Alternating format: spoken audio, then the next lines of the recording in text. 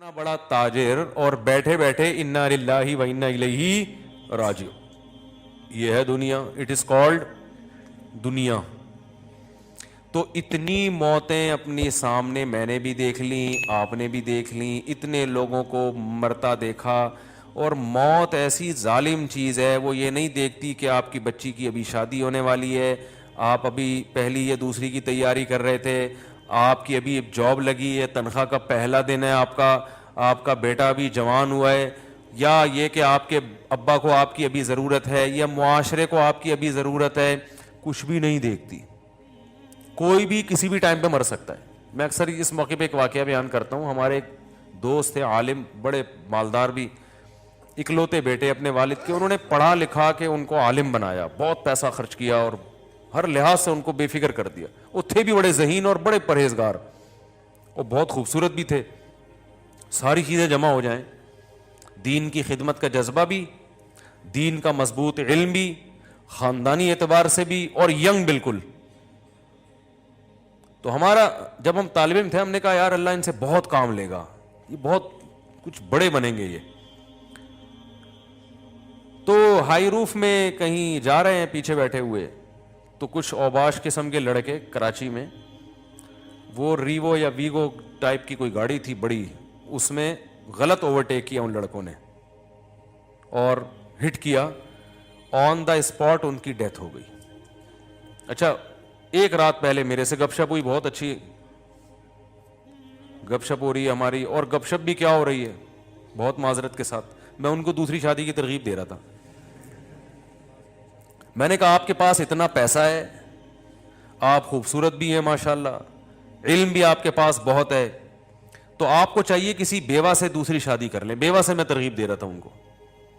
انہوں نے کہا یار میری گھر والی راضی نہیں ہے, میری وائف میرے پھڈے کر رہی ہے, میں نے بات چلائی ہے, ایک دن پہلے بھی ہوئی تھی نا, تو بات چلائی ہے, بڑا مسئلے ہو گئے, یہ نہیں ہو سکتا, اٹ ازنٹ پاسبل وغیرہ وغیرہ. آج کل نہیں. میں نے کہا بھائی دیکھو, میں نے ان کو یہ سمجھانے کی کوشش کی کہ آپ اگر مر جاتے ہیں تو آپ کی بیگم بیوہ ہو جائے گی, وہ ساری زندگی بیٹھی رہے گی پھر ایسے ہی. تو اس چیز کو معاشرے میں پروموٹ کریں. میں نے کہا آپ بھی مر سکتے ہیں, میں بھی مر سکتا ہوں, کوئی اور بھی مر سکتا ہے, تو جو حالات دوسری عورتوں کے وہ ان کے ساتھ ہو جائیں گے. تو آپ اس کی بنیاد رکھ لیں, تاکہ اللہ نہ کرے آپ مرتے ہیں تو کوئی آپ کی بیوہ سے کر لے, آپ کے بچوں کو کوئی سرپرست مل جائے گا. 2-3 بچے تھے ان کے, کوئی سرپرست مل جائے گا آپ کے بچوں کو, کوئی جو ہے وہ. اور ظاہر ہے یہ خاندان میں ہی کرتا ہے نا, یعنی خاندان والے کریں تو ٹھیک ہے, غیروں میں تھوڑی بچے جا سکتے ہیں. تو میں نے کہا ہمت کریں, بہت ہمت دلائی ہے جی, میں نے گھنٹہ لگا دیا ہوگا ان کے اوپر. پھر آخر میں کہنے لگے اس زمانے میں عدل بہت مشکل ہے, برابری نہیں ہو سکتی. میں نے کہا آپ کو اللہ نے پیسہ بھی دیا, آپ متقی بھی ماشاءاللہ ہماری رائے میں, اور لوگ بھی کہتے ہیں آپ پرہیزگار آدمی ہیں. آپ کے جو پورے خاندان سے دین کے معاملے میں ٹکر لینے کے واقعات بھی مجھے معلوم ہیں.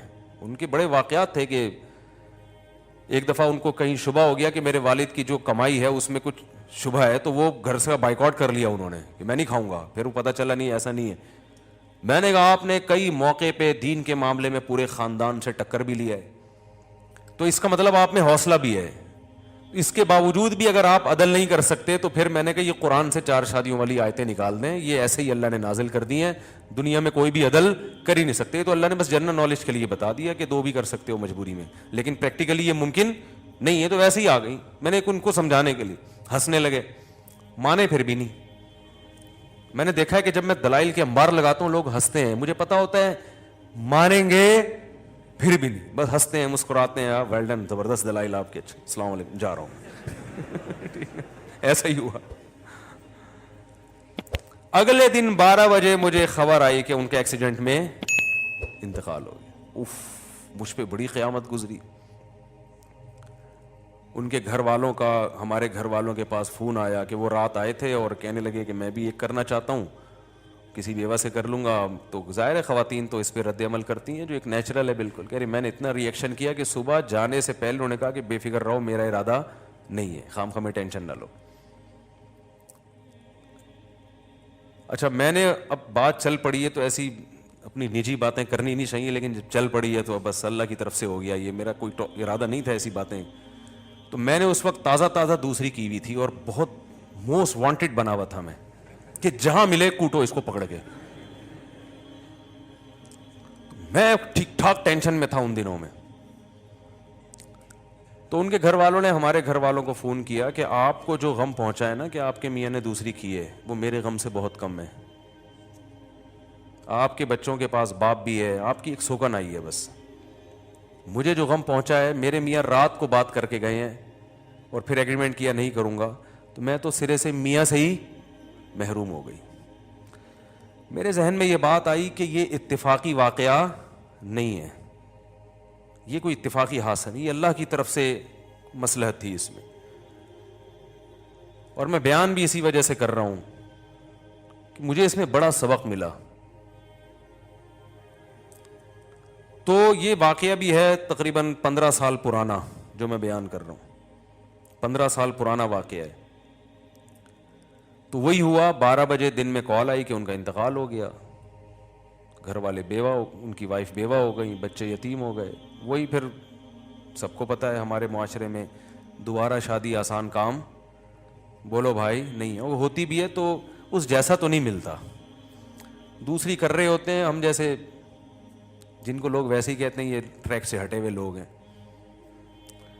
یا وہ بہت ہی کوئی مکھنچو ٹائپ کے لوگ ہوتے ہیں, وہ کر رہے ہوتے ہیں. کوئی شریف آدمی ابھی تک مجھے بہت کم لوگ نظر آئے ہیں.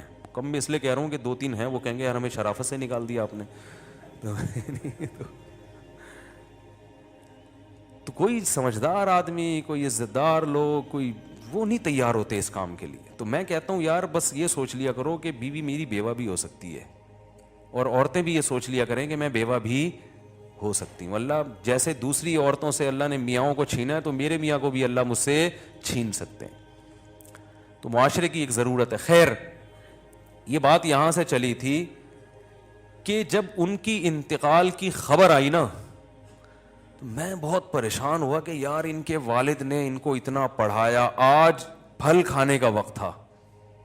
آج وقت تھا بھئی تاجر اپنے ایک بیٹے کو وقف کر دے, اب وہ عالم بنے, اب ماشاءاللہ دین کی خدمت کا موقع ملا, اور اللہ نے وہ خدمت ہی نہیں لی, پہلے ہی موت ہو گئی. اور موت بھی ایسے ہوئی ہے کہ ان کے لیے جو گاڑی ادارے نے رکھی تھی وہ گارڈ کے ساتھ, بڑی گاڑی کہ اس میں جائیں گے یہ, کیونکہ کراچی کے حالات بہت خراب تھے. تو ان کے والد نے کہا تھا کہ میرے بیٹے کو آپ جب بڑی گاڑی دیں گے اور گارڈ دیں گے, یہ نظروں میں آ جائے گا لوگوں کی, تو خام خام کی دشمنیاں بنیں گی. ان کو ہائی روف میں ایسی کھچاڑا سی گاڑی میں جس میں کوئی یہ سمجھے ہی نہیں کہ یہ کوئی بڑی شخصیت ہے, یہ کسی بڑے ادارے سے ان کا تعلق ہے. تو زندگی بچانے کے لیے ہائی روف کا انتظام کیا تھا, اور وہی ہائی روف موت کا ذریعہ بن گئی. اس لیے ہم کہتے ہیں زندگی کے اسباب اختیار ضرور کرو, صحت کے اسباب ضرور اختیار کرو, لیکن ہوگا وہی جو چاہے گا اللہ. جو سبب ہے وہی موت کا ذریعہ بن جائے گا اگر اللہ چاہے گا تو. تو ان کو تو ہائی روف میں اس لیے بٹھایا تھا کہ تاکہ ہائی لائٹ نہ ہو, کراچی کے حالات خراب ہیں, لوگ یہ نہ سمجھیں کوئی بڑا آدمی جا رہا ہے, تو خام خام میں دہشت گرد نشانہ بناتے ہیں ایسے لوگوں کو. اور وہی ہائی روف, کیونکہ آگے بڑی گاڑی سے بڑی گاڑی ٹکرائے تو اتنا مسئلہ نہیں ہوتا. ہائی روف تو بیچاری ویگو کے سامنے کوئی حیثیت نہیں ہے نا اس کی. تو میں جو بات کرنا چاہ رہا تھا وہ یہ کہ میں بہت پریشان رہا کہ یار اس میں کیا حکمت ہے اللہ کی. اللہ کا تو کوئی کام حکمت سے خالی نہیں ہوتا نا. اس میں کیا حکمت ہے کہ اتنے اچھے آدمی اور اتنے ہر لحاظ سے اللہ نے ان کو نوازا. ابھی شادی بھی ہو سکتا کر لیتے بعد میں, وہ تو اس وقت انہوں نے انکار کر دیا. شروع میں تو سبھی کرتے ہی ہیں, بعد میں ایک دماغ میں ایک وائرس چلا جاتا ہے ان کے. میرے بیان جو بھی سنتا ہے نا, خواتین سے کہتا ہوں کہ ان کا کووڈ-19 کا ٹیسٹ کروایا کرو. ہمارا والا کووڈ-19, یہ شادی والا, یہ وائرس ایک دفعہ جو میرے پاس آ گیا یہ پھر نکلتا نہیں ہے. یہ جیسے کووڈ-19 شکلیں بدل کے آ رہا ہے نا لندن میں کسی اور الگ ہی سٹائل میں آیا یہ, تو یہ شکلیں بدل کے آئے گا جب تک بندہ بوڑھا نہیں ہو جاتا. ہاں بوڑھا ہو جائے گا پھر وہ ایک بھی اس کو بری لگے گی, ایک کی باتیں بھی, یہ کیا شادی لگا کے رکھی ہوئی. جب تک جوان ہے اور میرا بیان سن رہا ہے, یہ وائرس یہ تو ہوتا ہے کہ ایکٹیو نہ رہے, لیکن ختم ہو جائے یہ نہیں ہوتا. تو کسی بھی وقت ایکٹیو ہو سکتا ہے. وہ کس وقت ہوتا ہے پھر وہ الگ ٹاپک ہے, وہ پھر موضوع ہٹ جائے گا. کہ وہ بعض دفعہ آپ کہہ رہے ہوتے ہیں نہیں یہ دوسری شادی, بالکل مفتی صاحب غلط باتیں کرتے ہیں, کیا ہے لیکن زندگی کے کچھ مواقع ایسے آتے ہیں کہ آپ کو آئے گا یار اجازت ہے, ٹھیک ہے نا, کچھ ایسے موقع آ جاتے ہیں یار یہ بھی آپشن ہے, چاہے جتنا آپ انکار کریں. تو اب جب ان کی ڈیتھ ہو گئی میں پریشان, میں نے کہا اللہ اس میں تیری کیا حکمت ہے. تو مجھے جو جواب ذہن میں آیا نا, بہت بڑی حکمت یہ ہے کہ اللہ یہ بتانا چاہتا ہے کہ کوئی بھی کسی بھی ٹائم پہ مر سکتا ہے, بس یہی حکمت ہے. کسی خوش فہمی میں مبتلا ہونے کی ضرورت نہیں ہے کہ میں تو یہ ہوں, میرے تو بیانات دنیا سن رہی ہے, میرے تو فین فالوونگ بہت زیادہ ہے, ہم نے تو ابھی یہ کرنا ہے, اور آپ کا بزنس ایسا ہے, اور ابھی تو ہمارے بچے چھوٹے چھوٹے ہیں, ابھی تو اللہ تعالیٰ میری بیوی کو بیوہ نہیں کر سکتا, میرے چھوٹے چھوٹے بچوں کو یتیم نہیں کر سکتا, ابھی تو جناب میں نے جو ہے وہ پڑھائی مکمل کرنی ہے, اور پھر ابھی تو ایک سیمسٹر رہ گیا میرا, باقی سارے کمپلیٹ ہو گئے, ابھی تو میں MBBS ڈاکٹر بن گیا ہوں, 2 سال کی بس جاب رہ گئی, ہاؤس جاب, اس کے بعد تو مزے ہی مزے ہاؤس جاب ہو گئی ہے, اور بس اب تو کلینک کھولنی ہے, اور پھر جناب پیسے کمانے ہیں, اور یہ کرنا ہے اور وہ کرنا ہے. بھائی جان کوئی بھی کسی بھی ٹائم پہ مر سکتا ہے, ایسا اللہ کی طرف سے کوئی گارنٹی نہیں ہے, سمجھ رہے ہو, بلکہ اللہ دکھائے گا. اور یہ انگریزوں میں بھی ہوتا ہے جن کی صحتیں ہم سے اچھی ہیں. کل ایک ڈاکٹر صاحب سے بات ہو رہی تھی, یورپ میں ہوتے ہیں, انہوں نے کہا کہ گوروں کی یہاں صحت اتنی اچھی ہے, لیکن حیران ہوتے ہیں کہ 27 سال جوان لڑکا جس کی خوراک بھی بہت ہی حساب و کتاب سے, اور فزیکل فٹنس کا ٹرینر ہے, لوگوں کو گائیڈ کر رہا ہے, وہیں کی یونیورسٹی میں پڑھا ہوا, لیکن ایسی بیماری ہو جاتی ہے کہ ہم حیران ہوتے ہیں اس کو کیسے ہو گئی. بیماری کا کوئی سبب نہیں ہوتا, لیکن آدمی موت کے منہ میں چلا جاتا ہے. تو وہ خود یہ کہہ رہے تھے کہ بس یہ اللہ کے کام ہے, سب کچھ سائنس نہیں ہے, سب کچھ اسباب نہیں ہے. تو میں نے ان کو, ڈاکٹر صاحب کو بھی یہی کہا, میں نے کہا اللہ اصل میں یہ بتانا چاہتے ہیں کوئی بھی دنیا میں کسی بھی ٹائم پہ مر سکتا ہے. جو اللہ نے دعویٰ کیا نا مسافر خانہ ہے, متاع الغرور, دھوکے کا گھر ہے, تو اللہ کی بات غلط تھوڑی ہو سکتی ہے. اگر یہ دنیا ایسی اللہ بنا دے کہ آپ اپنی صحت کا بہت خیال رکھ رہے ہو, تو آپ نے واقعی 90 سال ہی جینا ہے, سب کے ساتھ ایسا ہی ہونا شروع ہو جائے, تو یہ دھوکے کا گھر تھوڑی ہوگی. دھوکا اسے کہتے ہیں کہ دکھاؤ کچھ اور دو کچھ اور. جیسے دکاندار بعض دفعہ آپ سبزی لینے جاؤ نا سبزی منڈی میں, تو اوپر کے رو میں کینو بڑے خوبصورت سے رکھے ہوئے ہوتے ہیں, گھر میں لاؤ تو اندر پتہ نہیں کیا نکلتا ہے. اس کو کیا کہتے ہیں؟ دھوکا. تو اللہ نے بھی بار بار قرآن میں کہا ہے کہ متاع الغرور یہ دھوکے کا سامان ہے, دار الغرور ہے, دھوکے کا گھر ہے. تو دھوکے کا مطلب یہی ہے کہ دنیا جب آپ کو خوبصورت خواب دکھائے گی, آپ سمجھو گے یار ابھی یہ ہو جائے گا, ابھی یوں ہو جائے گا, ابھی ایسے ہو جائے گا, ابھی تو اڑو بچہ ہو جائے گا, پتہ چلے گا کہ جی سارے پلان آپ کے 2 سیکنڈ کے اندر خاک میں مل جائیں گے. تو اس لیے عقل مند لوگ اس دنیا کے لیے کوشش کرتے ہیں, اس دنیا سے دل بولو نا, بولنے میں کیا ہے, آپ کو دماغ میں اتروانا چاہتا ہوں بھائی. یہ باتیں چاہیں تو ہم ایک سینٹنس میں مکمل کر سکتے ہیں. اگر میں یہاں بیان کے لیے بیٹھوں اور میں کو دیکھو دنیا مسافر خانہ ہے, بس بیان کمپلیٹ ہو گیا, آپ جائیں اپنے گھر, آیت کا حوالہ دے دیا ہم نے, ختم ہو گئی بات. تو یہ جو اتنی لمبی تقریر ہوتی ہے, یہ تو ایک چھوٹی سی بات کو کھوپڑی میں بٹھانے کے لیے ہوتی ہے. ہمارے حضرت کے ہر روز بیان ہوتے تھے, اور روزانہ بیان یہیں سے شروع ہوتا دنیا مسافر خانہ ہے, اور ختم یہیں پہ ہوتا دنیا مسافر خانہ ہے, بس. اب کوئی اگر ان کے بیان میں آتا, کہتے یار یہ مفتی اعظم ہیں, حضرت مفتی تقی عثمانی صاحب کے استاذ ہیں, اتنا علم ہے, بیان دیکھو ان کا, دنیا مسافر خانے سے شروع کیا اور مسافر خانے پہ ختم. اور اپنے آپ کو کہتے بھی یہی تھے, واقعات سناتے تھے. کہتے ہیں میں جب سعودی عرب سے آتا ہوں تو میرے میزبان فون کر کے پوچھ رہے ہیں آپ کہاں ہیں, گھر پہنچ گئے؟ کہ نہیں میں گھر نہیں پہنچا, میں نے ناظم آباد میں ایک مسافر خانہ لے لیا ہے. ہوٹل ہوتے ہیں نا مسافر, پہلے مسافر خانہ کہتے تھے, اب ذرا اس کو تھوڑا سا اچھے نام دے دیے گئے. آپ 5 اسٹار ہوٹل میں ٹھہرے ہوں تو لوگوں کو یہ بتاؤ گے نا میں 5 اسٹار ہوٹل میں ٹھہروں, یہ تھوڑی بتاؤ گے مسافر خانے میں ہے, تو وہ مسافر خانہ ہی, کیونکہ آپ اسی وجہ سے جو ٹھہرے ہو, ورنہ گھر جاتے ہیں نا آپ. اب تو ٹریولنگ کے دوران آدمی ہوٹل کرائے پہ لیتا ہے, ٹھہر جاتا ہے اس میں, لیکن مسافر خانہ کہتے ہوئے آپ کو خود ڈر لگ رہا ہوتا ہے, آپ کہتے ہو 5 اسٹار ہوٹل میں ٹھہرا ہو. تو ہمارے حضرت اپنے گھر میں ٹھہر کے کیا کہہ رہے ہیں؟ مسافر خانے میں. تو حضرت فرماتے ہیں وہ میزبان نے مجھے فون کیا, آپ گھر پہنچ گئے؟ انہوں نے کہا مسافر خانے میں ہوں ناظم آباد کے. اس نے کہا پھر دوبارہ ایک دن بعد فون کیا, آپ پہنچ گئے؟ نے کہا میں گھر میں نہیں ہوں, میں مسافر خانہ ناظم آباد میں. حالانکہ حضرت کے پاس پیسہ بہت تھا ماشاء اللہ, اللہ نے رزق کے دروازے کھولے ہوئے تھے, دل نہیں لگایا پیسے سے. پھر فون کیا تیسرے دن, حضرت آپ گھر, وہ میزبان کو فکر ہے بھائی یہاں سے گئے ہیں, گھر پہنچ کے خیریت کی اطلاع دیں. حضرت ان کی کھوپڑی میں بٹھانا چاہتے تھے. اگر یہ سارا پروسیس نہ کرتے نا حضرت, اس طرح سے ٹینشن نہ دیتے, تو ان کی دماغ میں بات اترتی نہیں ہے. تیسرے دن پھر انہوں نے کال کی, گھر پہنچ گئے, فرمایا ناظم آباد کے مسافر خانے میں. تو انہوں نے کہا کہ حضرت گھر کیوں نہیں جا رہے آپ, خیریت تو ہے؟ تو حضرت نے فرمایا گھر قبرستان ہے, جہاں جائیں گے تو آرام سے پڑے رہیں گے وہاں قیامت. یہ تو مسافر خانہ ہے, میرے ابا آئے تھے وہ چلے گئے, اماں آئی تھی وہ چلی گئی, دادا نانا, آدم علیہ السلام سے پبلک آ رہی ہے اور جا رہی ہے. ہزاروں سال گزر گئے, ان میں 50 60 سال تو ہماری زندگیاں ہیں. تو کیا یہ زندگی کی کیا حیثیت کیا ہے 50 سال کی؟ ارے ہزاروں سال میں 40 50 کی کیا اوقات ہے بھائی, ایسے گزرتے ہیں ٹک ٹک کر کے. اور ہم میں سے بہتوں کے آدھے سے زیادہ گزر چکے ہیں, یا جہاں جو لوگ بیٹھے ہوئے بچے ہوں گے جنہوں نے 60 70 سال ابھی دیکھنے ہوں گے, ان میں بھی 100% نہیں پتا کہ کس نے پورے دیکھنے کس نے نہیں دیکھنے. تو ہم میں اکثریت تو ویسے ہی اب 20 22 کے رہ گئے, بہت زیادہ ہو گیا, وہ بھی صحت کا اگر بہت خیال کریں تو. ورنہ جس سپیڈ سے رات کو کھانا کھا رہے ہیں لیٹ, تو آپ ایک دن کھائیں گے کھانا یہی قورمے بریانی پھوڑ کے سو جائیں گے, اور صبح پولیس بھی آپ کو نہیں اٹھا سکے گی. بہت لوگ ایسے ہوئے سوئے صبح نہیں اٹھے, اس لیے کہ وہ, آپ حیران ہوں گے یار یہ موت کیسے ہو جاتی ہے, رات کو اتنا کھا کے سوتے ہی رہ گئے.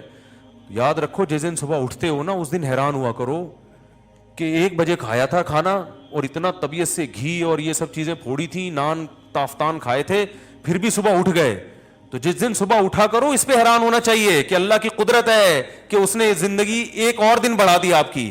ورنہ ہم جو کھا پی کے رات کو 12 1 بجے دعوتوں میں پھوڑ رہے ہیں, اس کے بعد کولڈ ڈرنک وغیرہ پی کے اور طبیعت سے سوتے ہیں, تو اٹھنا بنتا نہیں ہے, بنتا نہیں ہے اٹھنا, حقیقت بتا رہا ہوں.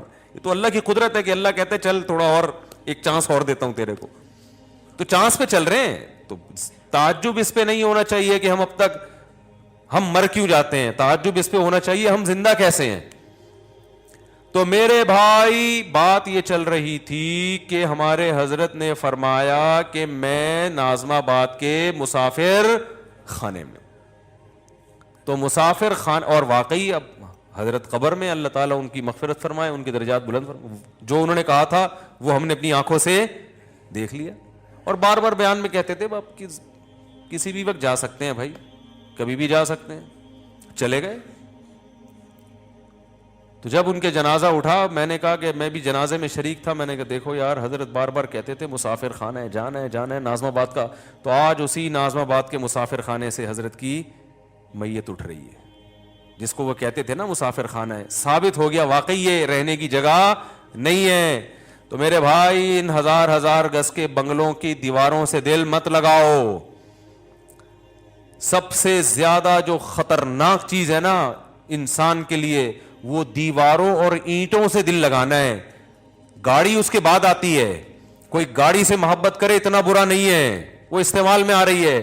سب سے زیادہ برا ہے ان دیواروں سے محبت کرنا, کیونکہ ان کی عمریں بہت ہوتی ہیں اور آپ کی عمریں ان دیواروں کے مقابلے میں بہت کم ہوتی ہیں. گاڑی آپ کی زندگی میں ہی ایکسپائر ہو جائے گی, تبھی تو کہتے ہیں 10 سال چلا لیا, اب کباڑ والے کو دے دے بھائی. آپ جب گاڑی خریدنے جاتے ہو تو وہ مائلیج کو اس نے چینج کیا ہوا ہوتا ہے نا اس کے, کہ بھئی اتنے کلومیٹر چلی ہے. وہ چلی تو پتہ نہیں نوح علیہ السلام کے زمانے سے چل رہی ہوتی ہے وہ, لیکن میٹر میں ایسی سیٹنگ ہوتی ہے آپ کو لگے گا ابھی 10-20 ہزار کلومیٹر چلی ہے وہ.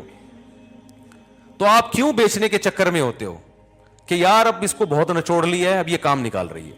تو جو آپ نے اپنی زندگی میں اس کو کیش کرا لیا, اس کی زندگی کم ہے, آپ کی زندگی, بولو نا, بولنا اس لیے پڑتا ہے تو دماغ میں بیٹھے گی بات. اور جو انٹرنیٹ پہ بیان سنتے ہیں نا وہ بھی بولا کریں, آپ کی زندگی زیادہ ہے, گاڑی کی زندگی کم ہے. آپ بکری پال لیتے ہو, وہ پیدا ہو کے جوان ہو کے دودھ دے کے بچے پیدا کر کے آپ کی زندگی میں مر جائے گی. بکری سے دل لگانا اتنا برا نہیں ہے وہ, یعنی آپ اس سے فائدہ اٹھا لیتے ہو.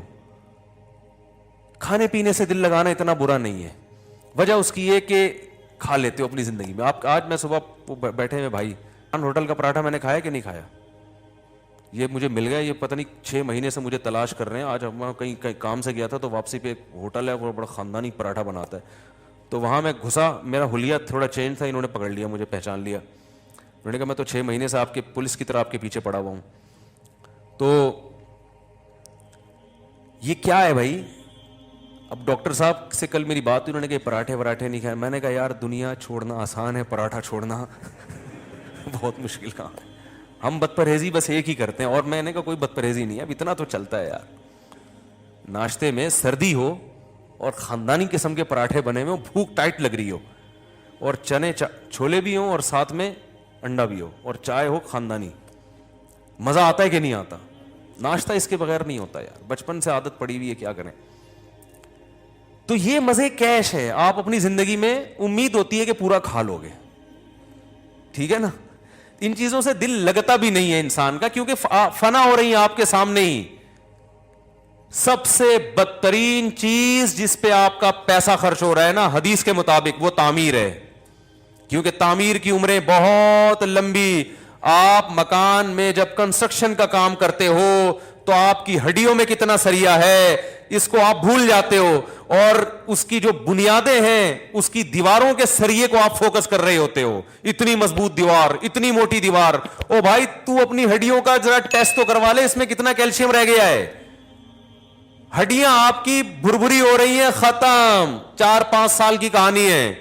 لیکن آپ جناب اتنا سیمنٹ بجری ڈال کے لوگوں کو بتا رہے ہیں, دیواریں دیکھو, اتنا مضبوط مکان بنایا ہے, زلزلہ پروف عمارت بنائی ہے, اور ایسا ہے اور ویسا ہے, اور موت کا فرشتہ ہنس رہا ہوتا ہے کہ یار اس کو دیکھو کہ جس جسم میں یہ بندہ خود رہتا ہے وہ جسم گل سڑ کے ختم ہونے والا ہے, اور اس گلے ہوئے جسم کے لیے جو پیکنگ ہے وہ اتنی مضبوط ہے. ایسے جیسے آپ دیکھو ڈائمنڈ کی پیکنگ, اگر ڈائمنڈ جتنی مہنگی ہو سمجھ میں آتا ہے, لیکن آپ نے کوئی چائے پیک کروانی ہے اور اس کو آپ اتنی خوبصورت پیکنگ میں آپ خرچہ کروا رہے ہو جو چائے کی قیمت سے 10 گنا زیادہ ہے, تو لوگ کہیں گے نا بھائی جو پروڈکٹ اتنی مہنگی نہیں ہے اس کی پیکنگ پہ اتنا تو نے خرچہ کر دیا.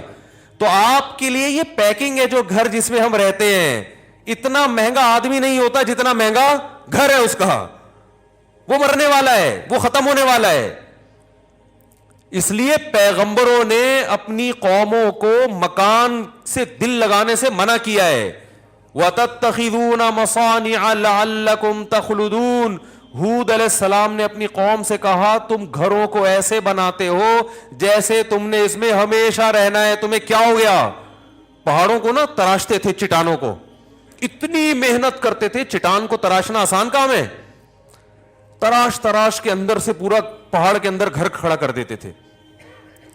تو پیغمبر نے کہا بھائی تم اپنی ہڈیوں کو دیکھو, تمہاری عمر اتنی تھوڑی ہے, اتنی محنت کیوں کر رہے ہو؟ بھائی 4 اینٹیں لاؤ, ڈالو چھت, آرام سے ہنسی زندگی گزارو اور نکلو, جنازہ اٹھے گا, چل بھائی اب تمہارے بچے رہیں گے یہاں پہ. مسافر خانہ سمجھنے کے لیے میرے بھائی ہم تیار؟ بولو نہیں. ہر آدمی سمجھ رہا ہے میں یہاں آیا ہوں تو میں جاؤں گا ہی نہیں, یہاں سے میں جاؤں گا ہی نہیں. کیوں نہیں جائے گا بھائی تو؟ اور یاد رکھو صحت کی وجہ سے کبھی دھوکے میں نہ ہو. میں اگر صحت مند ہوں, آپ اگر صحت مند ہیں, ہم سمجھتے ہیں فٹ فاٹ ہیں, 1 سیکنڈ لگتا ہے بیمار ہونے میں, اور وجہ ڈاکٹر کی بھی سمجھ میں نہیں آئے گی. ہوا کیوں؟ ڈاکٹر کی اپنی بیماری بعض دفعہ سمجھ میں نہیں آ رہی ہوتی اس کے. مائیکل جیکسن کے میں کئی بار واقعہ بیان کیے, 50 سال کا, 2008-9 کی بات ہے, ہمارے 2 صحابہ بتاتے تھے مائیکل جیکسن کا بہت بڑا شو ہونے والا ہے, کروڑوں میں ٹکٹ بک گئے, یہ ہو گیا وہ ہو گیا. مفتی صاحب بڑی عزت دی, اگلے دن آ کے بتایا مفتی صاحب اس کا انا للہ ہو گیا مائیکل جیکسن کا. لڑکوں نے مجھے بتایا. تو میں نے کہا دیکھو, کیونکہ میرے سامنے تو پہلے اتنے واقعات آ چکے تھے, میں نے کہا بھائی کسی بھی ٹائم پہ کسی کا بھی انا للہ ہو سکتا ہے. اب لوگ باتیں بناتے رہیں گے, اس کو زہر دیا, کوئی کہے گا اس کو وہ خود ہی مرا ہے. بھائی ڈاکٹروں کا ایک پینل اس کے ساتھ 24 گھنٹے رہتا تھا. مائیکل جیکسن کوئی ہماری طرح نہیں ہے کہ کسی کے منہ پہ بھی جا کے چھینک دو تو وہ بس سوری کر کے نکل لو. مائیکل جیکسن کے منہ پہ اگر آپ چھینک دیتے تو قتل کا کیس آپ پہ بنتا کہ اس کی چھینکوں سے مرا ہے, وہ جراثیم اس نے ٹرانسفر کی. لوگ दस्ताने पहन के तो मुसाफे कर रहा है। हम तो कोविड-19 में लोगों एक दूसरे से गले मिल रहे हैं, छींक रहे हैं एक दूसरे के मुंह पे। और माइकल जैक्सन जब कोई वबा भी नहीं फैली हुई, हाथों में ग्लव्स पहन के मुसाफा के अगले के जरासीम यहां मुंतकिल ना हो। खुराक वो होटल में के पराठे वराठे नहीं खाते थे वो लोग, उनकी डाइट डॉक्टरों ने लिखा हुआ होता था, इतनी कैलोरीज आपने लेनी है, बस ले लिया। आज जितना आप आज ठरक उछले कूदे हो ना, उस हिसाब से इतने पराठे बस। तो वो उछल कूद के हिसाब से उनके सारी डाइट का प्लान होता है कि आज आपने इतने ठुमके लगाने हैं, इतना उछलना है, इतना कूदना है, इतनी कलाबाजियां खानी है, उस हिसाब से ये। और जो कमी रह गई है तो ये कैप्सूल भी खा लें आप उसके साथ, इससे ज्यादा नहीं। तो एक एक चीज बड़ी तमीज से। लेकिन माइकल जैक्सन के साथ वही हुआ, रात को सोया है, सुबह पुलिस भी नहीं उठा सकी उसे, अमेरिका नहीं उठा सका, इतनी बड़ी गवर्नमेंट। कामयाबी की जब इंतहा को एक शख्स पहुंच रहा है, उस वक्त जवाल की पस्तियों में अल्लाह ने उसको धकेल दिया। क्या फायदा लोग उसको अच्छे अलकाब से याद करें या बुरे अलकाब से याद करें, उसकी सेहत पे कोई असर नहीं पड़ता। ये था, वो था, फलाना था, क्या हो गया, जो भी था ना अब तो नहीं है। तो इसलिए भाई अल्लाह बार बार कह रहे हैं मताउल गुरूर है, मुसाफिर खाना है। घर में जब रहा करो ना, मुझसे एक साहब कहने लगे यार आपके इतने 3-4 घर हैं, आपका तो कोई घर ही नहीं है, ठिकाना ही नहीं है, क्या जिंदगी है यार। एक बंदे की एक ज़ौजा होती है, वहां आराम से ठिकाना होता है, घर है, ये आपका रूम है, ये बेडरूम है, ये गेस्ट रूम है, ये ऐसे तमीज से इंसान, ये क्या यार एक दिन उधर एक दिन उधर। मैंने कहा भाई अच्छा, इस पे मैंने चुटकुला भी सुना है लेकिन अभी मैं नहीं सुनाऊंगा वो।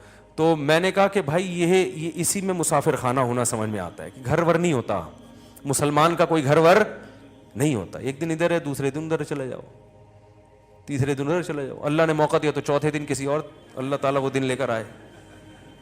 तो क्या है इसमें भाई, यही घर है, घर वर क्या है भाई, जहां है वहीं घर है। क्या ख्याल है, फौजी लोग होते हैं ना, जहां भी बॉर्डर पे उनकी तश्कील होती है तो जहां होते हैं वहीं 4 बोरियां खड़ी करके घर बना लेते हैं। वो मोर्चा कहते हैं उसको, घर नहीं कहते, लेकिन वो भी घर ही है भाई। जहां जाओ फौजियों को सिखाया जाता है यार, जहां जाओ बोरी में रेत डालो ठीक है ना, और ऐसे बना दो, बस बेहतरीन। धूप से भी बचाएगा, गर्मी से भी बचाएगा, और दुश्मन की फायरिंग से भी बचाएगा आपको। तो ऐसे ही मेरे भाई, आप 100% पक्के नमाजी बन जाओ, आप हाजी बन जाओ, आप सारी शरीयत पर अमल कर लो, लेकिन जब तक दिल से दुनिया की मोहब्बत नहीं निकालोगे, अल्लाह आपको दीनदार मानने के लिए तैयार नहीं है। मैंने बड़े बड़े गेटअप देखा है कि बड़ा अच्छा गेटअप, लेकिन पैसों की मोहब्बत, घर की मोहब्बत, गाड़ियों की मोहब्बत और इज्जत की मोहब्बत दिलों में ऐसे घुसाई हुई है। हमारे एक उस्ताद फरमाया करते थे, दुनिया की मोहब्बत के गटर उबल रहे हैं। बड़े प्यारे अल्फाज थे उनके, दुनिया की मोहब्बत के चश्मे नहीं कहेंगे ना इसको, एक तो अल्लाह की मोहब्बत के चश्मे उबलते हैं ना, तो फरमाते थे दुनिया की मोहब्बत के गटर उबल रहे हैं। दुनिया की मोहब्बत तो एक गंद है, मुसाफिर खाने से दिल लगाना है तो पागलपना है, बेवकूफी है। फना होने वाली चीजों से दिल लगा रहा है। मेरे भाई निकालो इसको। और निकलती कैसे है, इसके बहुत सारे तरीके निकालने के। सबसे बेहतर तरीका है पैसा खर्च करो अपनी जात पर, अपने घर वालों पर, सदकात व खैरात। 5-5 हज़ार के ना कड़क कड़क नोटों की घड़ियां, यार ये ले यार, जा यार, क्या याद क्या है, क्या रखा है इसमें, कमाओ खर्च करने की नीयत से, क्या रखा है यार इसमें, मर जाएंगे, खत्म हो जाएंगे। और जबान से भी यही बोला करो। आज जो चीज इंसान जबान से बोलता है वो दिल में उतरती है। आज दुनिया की बड़ाई जबान से बोली जाती है। जहां बैठो, तेरी जॉब कितनी है, तेरी तनख्वाह कितनी है, तेरा घर है जाती। मुझसे लोग पूछते हैं आपका जाती घर है, मैंने कहा नहीं, जाती घर नहीं है यार। ये तो अल्लाह का शुक्र है, हमारे हजरत ने हमारी थोड़ी बहुत तरबियत कर दी, उन्होंने तो पूरी की थी, हम पूरे नहीं बन सके, वरना हम तो एहसास कमतरी में मर जाते भाई। मुझे लोग आके कहते रहते हैं जाती घर नहीं है, जाती घर नहीं है। मैं कहता हूँ मेरे पास पैसा है, अल्हम्दुलिल्लाह बना सकता हूँ, अल्लाह ने अगर दिमाग घूमा तो बना भी लेंगे, बहुत ज़्यादा आ गया तो। पहले मैंने कहा पराठे फोड़ने दो हमें, ठीक है ना, गाड़ी अच्छी रखेंगे, बच्चों पे खर्च करेंगे, फिर अगर बच गया और इतना बचा कि सदका भी हो गया, खैरात भी हो गया, ये बच गया तो चल यार अभी मरते मरते चलो एक प्रॉपर्टी। फिर भी मैंने कहा घर बनाने का दिल नहीं करता, कोई प्रॉपर्टी चलो मर गए तो बच्चों के काम आ जाएगी, वो फिर घर की सूरत में भी हो सकती है, प्लॉट की सूरत में। मैंने कहा ये गरीबी है, ये बहुत बात की चीज़ है, ये तो खाने दो यार।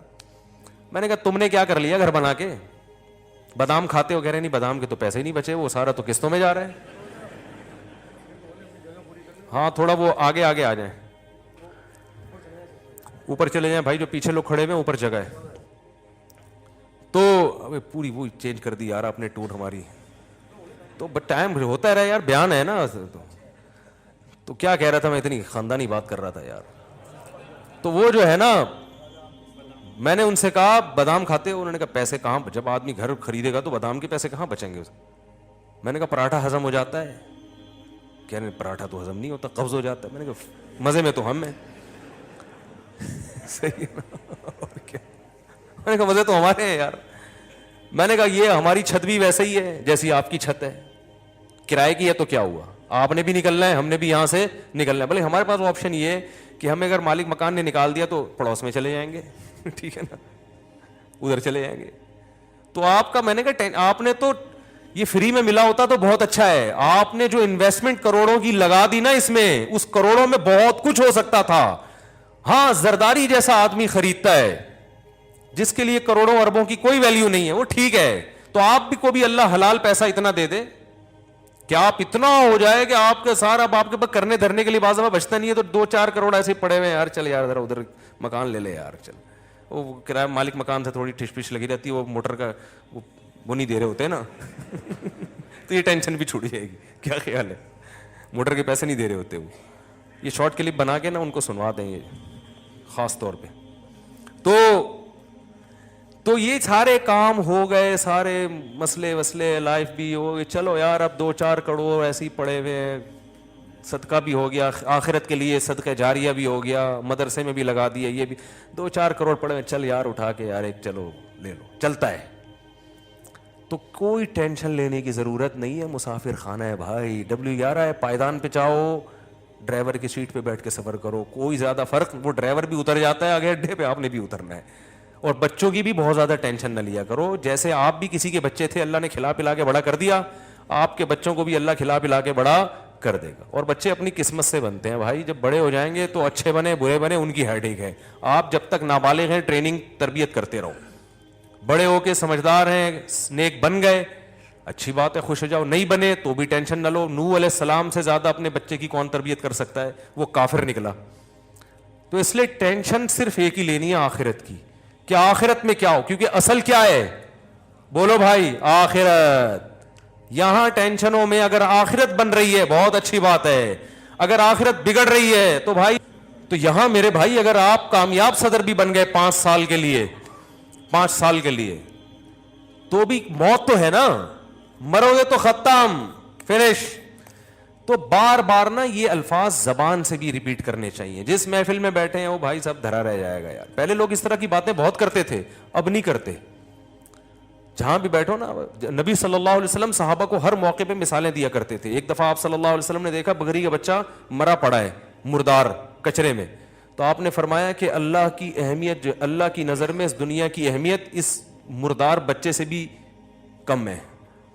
یہ بھی کچھ کی بھی کوئی ویلیو ہوگی, اللہ کی نظر میں اتنی بھی ویلیو. مسافر خانہ ہے, اور ہم نے اتنا اس کو خدا بنا لیا بھائی. دنیا کماؤ آخرت کے لیے. نبی صلی اللہ علیہ وسلم نے فرمایا جو دولت کماتا ہے یعنی تجارت کرتا ہے اس لیے تاکہ لوگوں سے بھیک نہ مانگنی پڑے, تو آپ نے فرمایا وہ قیامت کے دن پیغمبروں کے ساتھ ہوگا. اچھی نیت سے کماؤ, دل نہ لگاؤ بھائی.